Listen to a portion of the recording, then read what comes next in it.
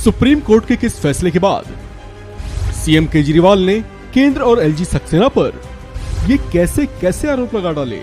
8 साल से संघर्ष कर रहे हैं हम लोग। इस दौरान इस आदेश को इस्तेमाल करके दिल्ली के कामों को जानबूझ के रोका गया। हम दिल्ली में स्कूल अच्छे करना चाहते थे तो वो जानबूझ के ऐसा एजुकेशन सेक्रेटरी बिठाएंगे जो कि काम ना करे। हम अगर मोहल्ला क्लिनिक बनाना चाहते हैं तो जानबूझ के ऐसा हेल्थ सेक्रेटरी बनाया जाएगा जो कि काम ना करे। जानबूझ के ऐसा फाइनेंस सेक्रेटरी बिठाया जाएगा जो हर चीज के अंदर अड़ंगा अड़ाए। तो इसको इस्तेमाल करके दिल्ली के हर काम को रोका गया। एक तरह से मेरे दोनों हाथ बांध दिए गए पीछे और मुझे नदी में फेंक दिया गया कि अब तैरो।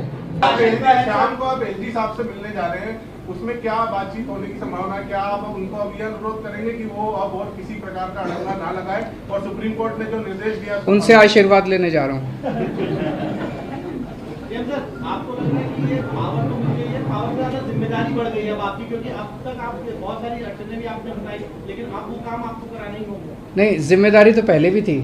वो जिम्मेदारी विदाउट पावर थी, अब जिम्मेदारी विद पावर आ गई है। जिम्मेदार देखिए, जब भी जनता वोट देती थी तो वो तो यही कहती थी जी हमने तो केजरीवाल को वोट दे दिया। अब केजरीवाल जाने पावर है कि नहीं है उसके पास। जनता को कि बेचारों को क्या पता टीबीआर क्या होता है, आर्टिकल 239AA4 क्या होता है, उनको क्या पता बेचारों को। जनता तो वोट दे देती है, लेकिन हमारे पास पहले उन जिम्मेदारियों को पूरा करने की पावर नहीं थी, शक्ति नहीं थी। अब शक्ति दे दी है सुप्रीम कोर्ट ने हमें।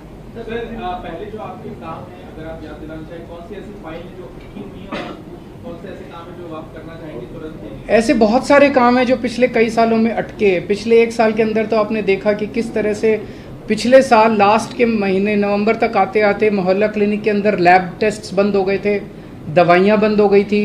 जल बोर्ड जो है, बजट असेंबली ने बजट पास कर दिया, लेकिन कुछ ऑफिसर जो हैं वो बजट रिलीज़ नहीं कर रहे थे। हर डिपार्टमेंट का गला घोंट दिया गया था अफसरों को के ज़रिए, वो अब बंद हो जाएगा। अब जितने जो असेंबली के अंदर हम बजट प्रेजेंट करते हैं और जो जनता की बात रखते हैं, वो सारी चीज़ें अब हम कर पाएंगे। अधिकारियों की मीटिंग आपने बुलाई है, बड़े अधिकारियों, क्योंकि कहा जाता है कि यदि अब तक सीएस काम करते रहे तो क्या उन्हें मीटिंग के लिए आपने बुलाया? जरूर बुलाएंगे। अब आने वाले टाइम में मीटिंग्स होती रहेंगी। सर, अभी हाल के दिनों में बहुत सारे ऐसे फैसले एलजी ने लिए जो कि मतलब सरकार के अधिकारों का उल्लंघन करके खुद से लिए गए। क्या अब उन फैसलों को रिव्यू भी किया जाएगा? वो फैसले कई सारे गलत हैं। इनफैक्ट कई सारे तो सुप्रीम कोर्ट में पेंडिंग है। कल एल्डरमैन का केस आ रहा है सुप्रीम कोर्ट के अंदर। ट्यूसडे को डीआरसी के चेयरमैन की अपॉइंटमेंट का केस आ रहा है। फिनलैंड जो हमारे टीचर्स को नहीं जाने दिया, उसका केस सुप्रीम कोर्ट के अंदर पेंडिंग है। जब मेंशन ही किया था हमने ये केसेस तीनों, तो सुप्रीम कोर्ट की टिप्पणी काफ़ी तल्ख थी कि ये कैसे एलजी साहब रोक सकते हैं। एल्डरमैन की अपॉइंटमेंट बिल्कुल गलत हुई है। जो डीआरसी के चेयरमैन 4 महीने से फाइल एलजी साहब के पास पड़ी हुई थी, एलजी साहब ने अपॉइंटमेंट नहीं होने दी, तो हमें सुप्रीम कोर्ट जाना पड़ा। मुझे लगता है कि अब इतना सुप्रीम कोर्ट जाने की, हाई कोर्ट जाने की ज़रूरत शायद ना पड़े। अब शायद हम अपने स्तर के ऊपर ही कई सारे निर्णय ले सकते हैं। तो बहुत सारी चीजें ऐसी कही गई जिसमें ये भी कहा गया कि केंद्र जो है वो राज्य सरकारों की जो ताकत है, पावर है, वो छीनने ना छीने, इस तरीके की लगता है अब आगे के लिए नजीर। मैं यही कहना चाहता हूँ कि केंद्र सरकार एक तरह से, प्रधानमंत्री जी खासतौर एक तरह से पिता समान होते हैं। जैसे परिवार में पिता होता है, पिता समान होते हैं।